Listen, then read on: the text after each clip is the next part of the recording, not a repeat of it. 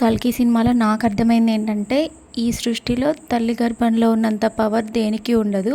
అందుకే కృష్ణుడు ఏం చెప్తాడంటే, అశ్వత్థామకి శాప విముక్తి కలగాలంటే నేను మళ్ళీ తల్లి గర్భంలో జన్మిస్తా మళ్ళీ జన్మలో అని చెప్పి అంటాడు.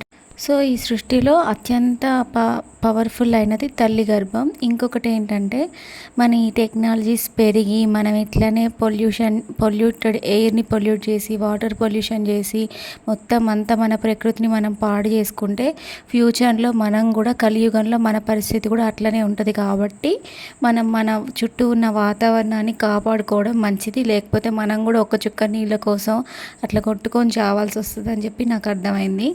ఈ జనరేషన్ కిడ్స్ మూవీ చూస్తే వాళ్ళ మైండ్లో ఒకటే థాట్ వస్తుంది, అసలు ఈ ద్రోణాచార్యుడు ఎవడు, ద్రోణాచార్యుడి కొడుకు అశ్వత్థామ ఎవరు, నెక్స్ట్ కృష్ణుడు అర్జునుడు, ఈ యుద్ధం గురించి కొంచెం తెలుసుకోవడానికి వాళ్ళు ఇంట్రెస్ట్ చూపిస్తారని నాకైతే అర్థమైంది. మా పాపకి 6 years, తనకొచ్చిన డౌట్స్ వింటుంటే నాకైతే నిజంగా ఆ మూవీ చూడలేదని నేను అనుకున్నా కానీ చాలా విషయాల్ని అబ్జర్వ్ చేసింది. అశ్వత్థామకున్న శాపం ఏంటి, ఆ శాపం ఎందువల్ల వచ్చింది, కర్ణుడు ఎవరు, ఇవన్నీ తెలుసుకోవడానికి వాళ్ళు ఇంట్రెస్ట్ చూపించి మహాభారతం స్టోరీని ఒకసారి చదవడానికి ఇంట్రెస్ట్ చూపిస్తారు తెలుసుకోవడానికి అని నాకు అర్థమైంది.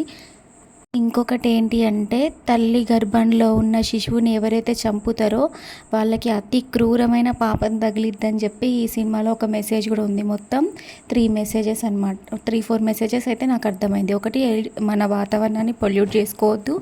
2, తల్లి గర్భం అనేది చాలా ఇంపార్టెంట్ అనేది అందరికీ తెలియాలి.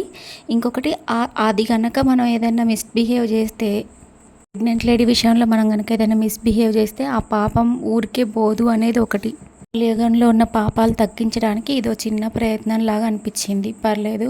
ఈ కర్రీ నా లైఫ్లో ఫస్ట్, నేను నా పెళ్ళైన తర్వాతకి ఇలాంటి ఒక కర్రీ ఉంటుందని నాకు తెలుసు.